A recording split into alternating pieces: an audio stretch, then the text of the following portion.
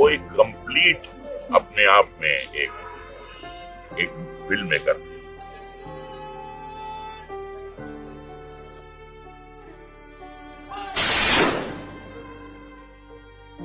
भारतीय सिनेमा के कोहिनूर मनोज कुमार हमेशा के लिए पंचतत्व में विलीन हो गए। शुक्रवार को उन्होंने मुंबई के कोकिलाबेन धीरूभाई अंबानी अस्पताल में 87 साल की उम्र में अंतिम सांस ली थी। इसके बाद शनिवार को मुंबई के जुहू स्थित पवन हंस शमशान घाट में उनका अंतिम संस्कार किया गया। उनके पार्थिव शरीर को तिरंगे में लपेट कर लाया गया और मुखाग्नि से पहले उन्हें 21 तोपों की सलामी भी दी गई। मतलब पूरे राजकीय सम्मान के साथ उनका अंतिम संस्कार हुआ। इस भावुक पल के साक्षी बनने बॉलीवुड के कई बड़े सितारे पहुंचे, जिनमें अमिताभ बच्चन, प्रेम चोपड़ा जैसे नाम भी शामिल थे। लेकिन क्या आप जानते हैं कि मनोज कुमार को 21 तोपों की सलामी क्यों दी गई? ये राजकीय सम्मान आखिर होता क्या है? आज की वीडियो में हम इसी पर बात करेंगे। सबसे पहले बात करते हैं कि ये राजकीय सम्मान किसे दिया जाता है। इस सवाल का जवाब साल 1950 में छिपा है, जब पहली बार राजकीय सम्मान के लिए एक निर्देश बना था। लेकिन तब यह सम्मान सिर्फ प्रधानमंत्री, पूर्व प्रधानमंत्री और केंद्रीय मंत्रियों के लिए ही था। हालांकि भारत में पहली बार राजकीय सम्मान से अंतिम संस्कार की घोषणा राष्ट्रपिता महात्मा गांधी के लिए की गई थी। उनके निधन के बाद राजकीय सम्मान के प्रोटोकॉल में समय के साथ साथ जरूरी बदलाव किए गए थे। अब तो किसी भी राज्य की सरकार किसी भी फील्ड की महान हस्तियों के लिए इस सम्मान का ऐलान कर सकती है।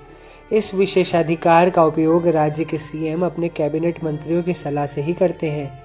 फिर जिला मजिस्ट्रेट और पुलिस प्रमुख को इससे जुड़ा आदेश भेजा जाता है ताकि वे इसका सही तरीके से अनुपालन करा सकें। मतलब ये कि चाहे कोई बड़ा नेता हो या कोई बड़ा साहित्यकार या फिर कोई बड़ा अभिनेता, अपने क्षेत्र में महत्वपूर्ण योगदान देने के लिए उन्हें राजकीय सम्मान दिया जा सकता है। इसके अलावा देश का नागरिक सम्मान जैसे भारत रत्न, पद्म विभूषण और पद्म भूषण पाने वाले किसी भी व्यक्ति को भी ये सम्मान दिया जा सकता है। हालांकि इसके लिए केंद्र या राज्य सरकार को सिफारिश करनी पड़ती है। आपको बता दें कि मनोज कुमार को भी साल 1992 में पद्मश्री अवार्ड से सम्मानित किया गया था। तो ये तो हुई बात राजकीय सम्मान की। इसके बाद बात करते हैं इस राजकीय सम्मान के तहत दी जाने वाली 21 तोपों की सलामी के इतिहास के बारे में।